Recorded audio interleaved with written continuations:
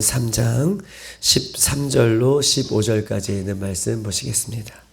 마태복음 3장 13절로 15절까지 있는 말씀, 우리 저와 여러분 우리 세 절인데요, 같이 합독하시겠습니다. 13절로 15절까지 시작. 이때에 예수께서 갈릴리로부터 요단강에 이르러 요한에게 세례를 받으려 하시니 요한이 말려 이르되 내가 당신에게서 세례를 받아야 할 터인데 당신이 내게로 오시나이까? 예수께서 대답하여 이르시되 이제 허락하라. 우리가 이와 같이 하여 모든 의를 이루는 것이 합당하니라 하시니 이에 요한이 허락하는지라. 아멘.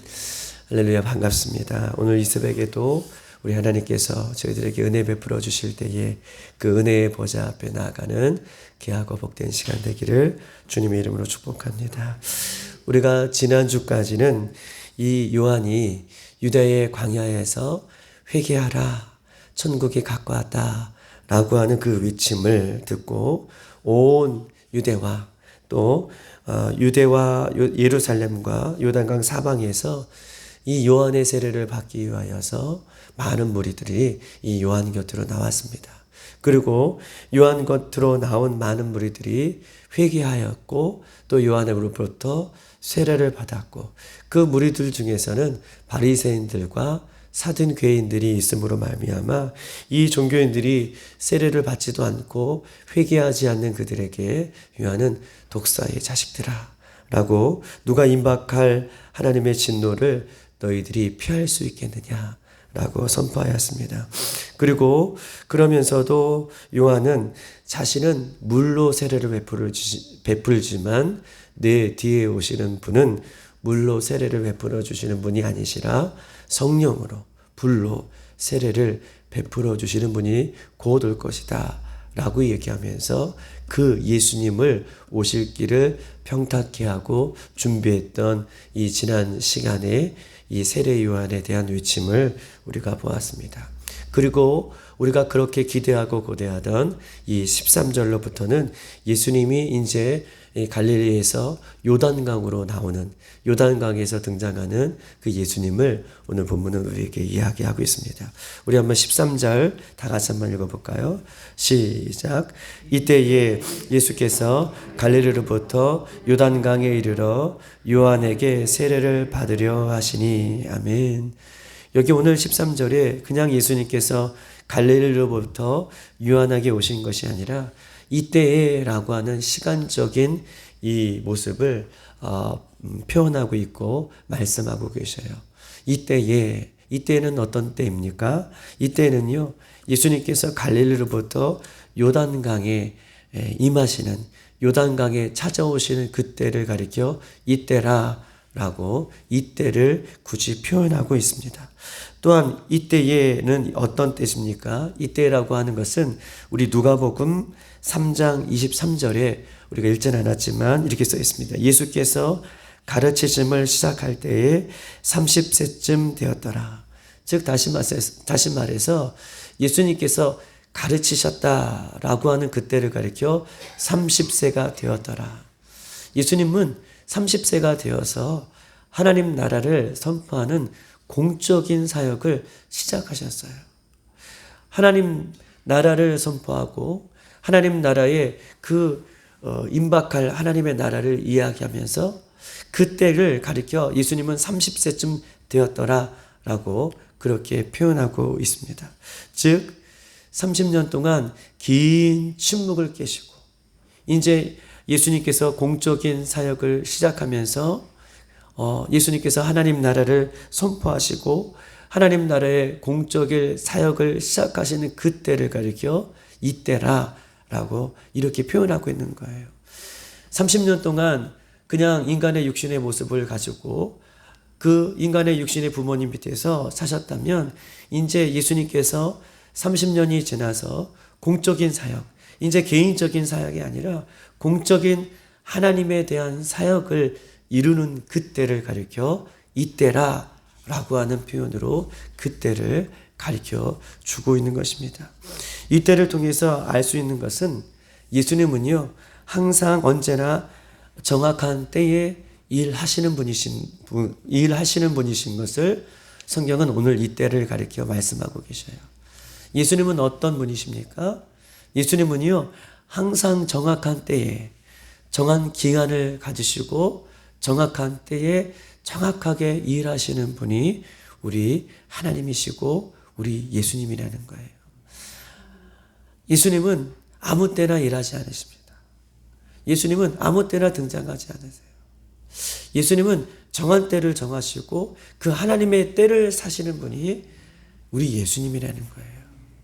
우리는 예수님이 정확한 때에 정확하게 일하시고 정확하게 우리 가운데 오시고 정확하게 그 하나님의 때를 향하여서 일하시는 그 예수님을 우리는 믿으면서도 우리는 얼마나 우리를 이 때를 살면서 우리는 정확하게 하나님의 때를 우리가 살고 있는지를 한번 돌이켜보자 라고 하는 의미입니다.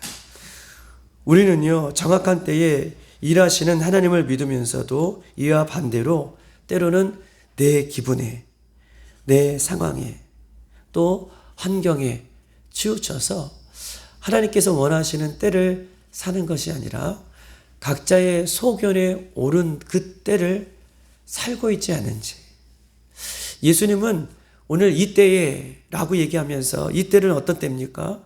하나님의 때가 되어서 갈릴리에서 사시다가 오늘 이 요단강에 예수님께서 공적인 사역을 시작하시는 그 때를 정확하게 사시고 이 요단강에 그 때를 사시기 위해서 오셨는데, 즉 다시 말해서 예수님은 정확한 때를 사시는 분이신데 우리는 그 정확한 때를 사시는 예수님을 믿으면서도 우리는 자기의 소견에 오는 때를 살고 있지는 않은지, 내 기분에 따라서, 내 상황에 따라서, 때로는 관계에 따라서 그 때를 살지 못하는 우리들의 모습은 없는지 우리를 한번 점검케 하시는 말씀이 오늘 이때라라고 하는 말씀하고 계십니다.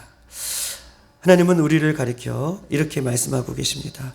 정한 때에 기도하기를 원하시고 정한 때에 예배하기를 원하시고 정한 때에 헌신을 하기를 원하시고 정한 때에 하나님 앞으로 나아가기를 원하시고 계시는 분이신데, 하나님은 우리는 그때를 살기를 원하신데 우리는 기분에 따라, 상황에 따라, 관계에 따라 그때를 놓치고 있지는 않은지 우리의 삶을 점검하기를 주님의 이름으로 축복합니다.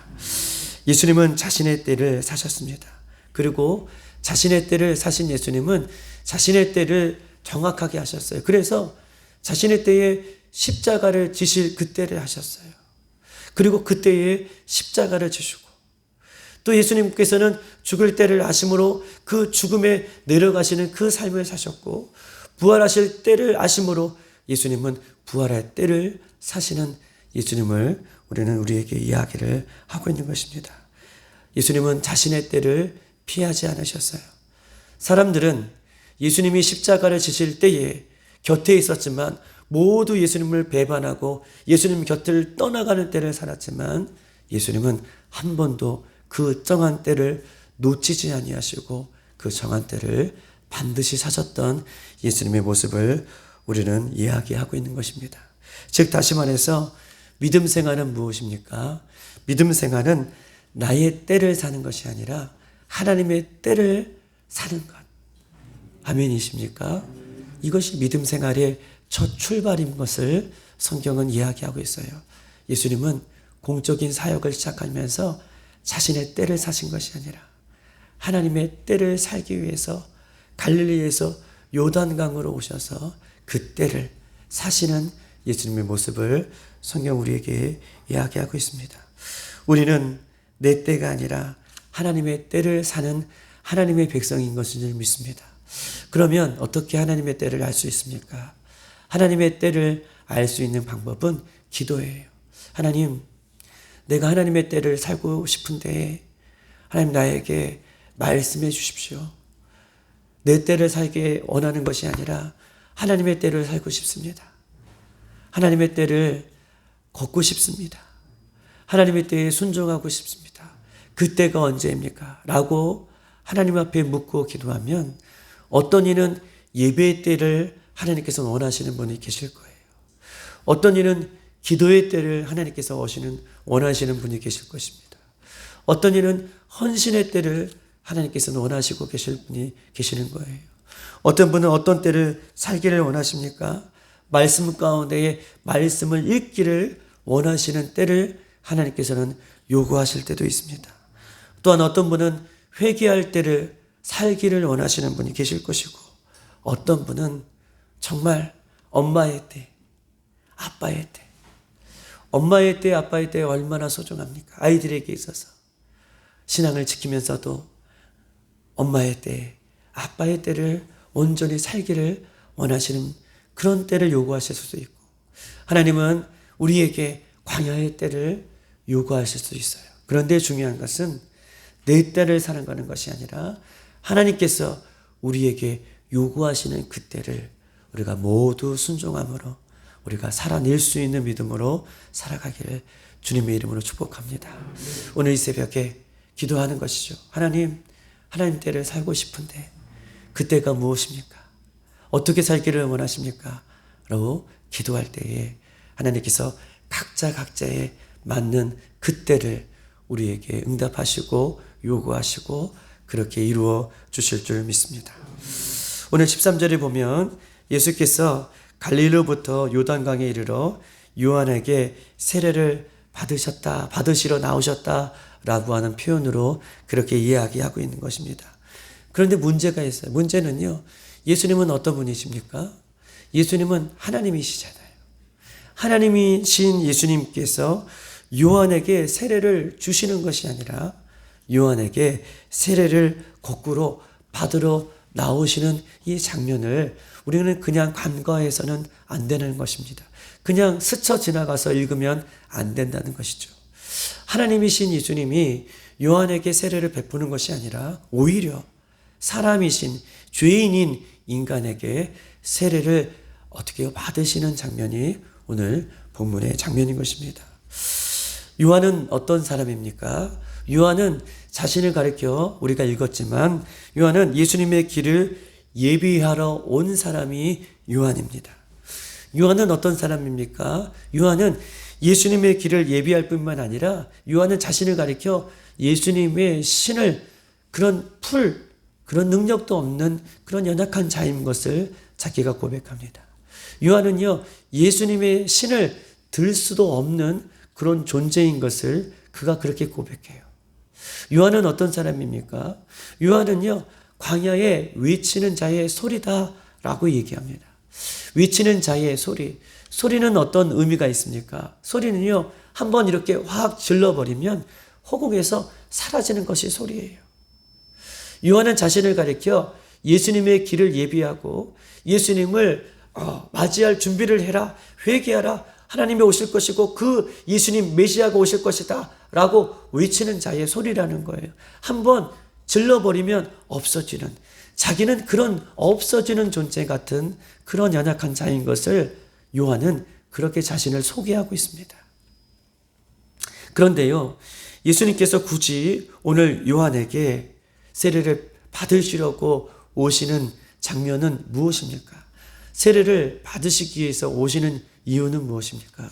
그 이유에 대해서 힌트는 세례에 있습니다. 세례. 예수님께서 죄인된 인간에게 하나님이신 예수님이 세례를 받으시려고 오시는 이유는 세례가 그 힌트를 우리에게 주고 있습니다. 여러분 보십시다. 세례는 어떤 뜻이 있습니까? 세례는요, 죄인이 세례를 받음으로 예수님으로 인하여서 함께 죽고, 죄인이 세례를 받음으로 예수님으로 인하여서 함께 사는 것이 세례인 거예요. 나는 죽고 예수님으로 인하여서 사는 것. 세례는 무엇입니까?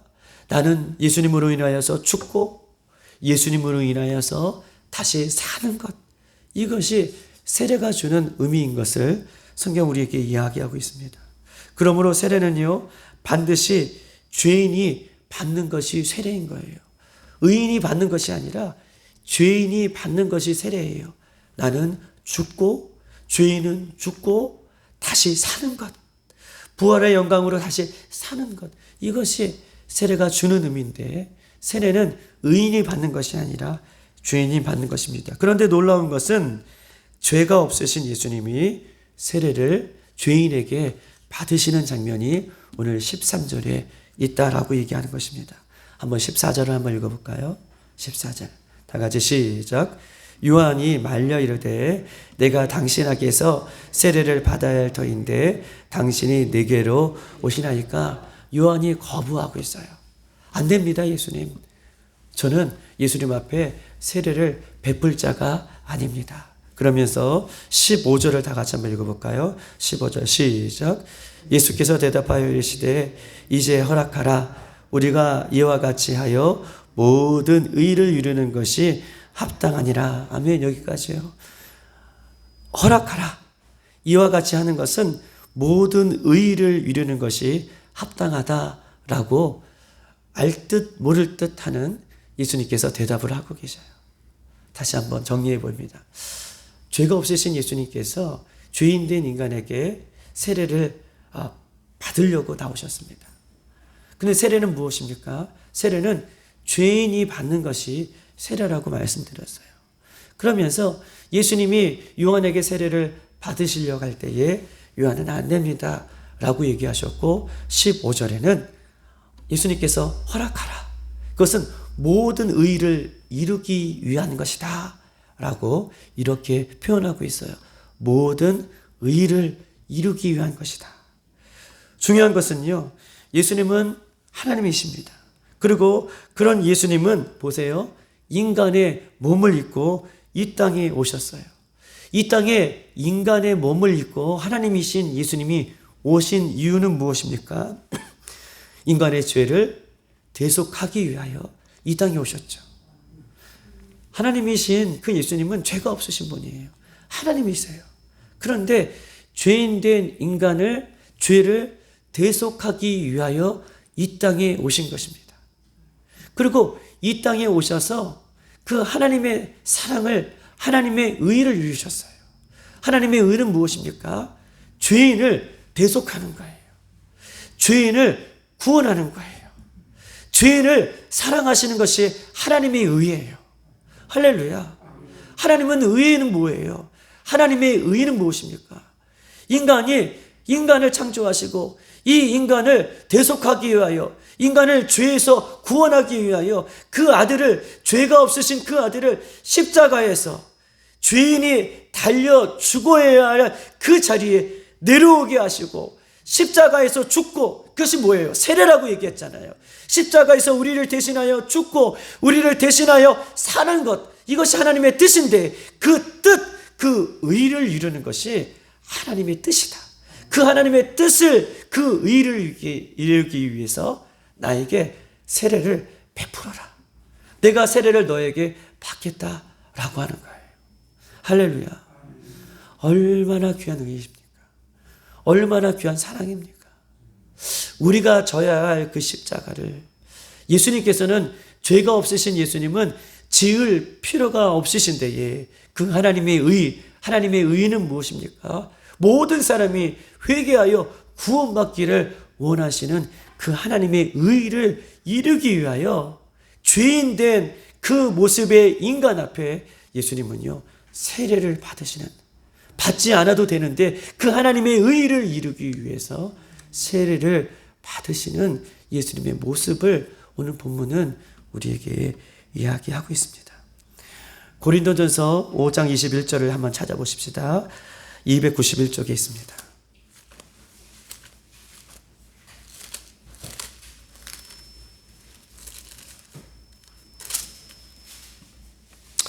(5장 21절) 마지막 절인데요. 21절 한번 보십시다. 다 같이 한번 읽어볼까요? 시작. 하나님이 죄를 알지도 못하신 이를 우리를 대신하여 죄로 삼으신 것은, 다시 한번 5장 21절입니다. 고린도 후서예요. 후서 5장 21절. 291쪽에 있습니다. 시작. 하나님이 죄를 알지도 못하신 이를 우리를 대신하여 죄로 삼으신 것은 우리로 하여금 그 안에서 하나님의 의가 되게 하려 하심이라. 아멘. 하나님이 죄를 알지도 못하신 이 누구예요? 죄를 알지도 못하시고 죄가 없으신 그 예수님을 우리를 대신하여 죄로 삼으신 것은, 십자가에 죽게 하신 것은 우리로 하여금 그 안에서 무슨 의예요? 하나님의 의가 되게 하려 하십니다.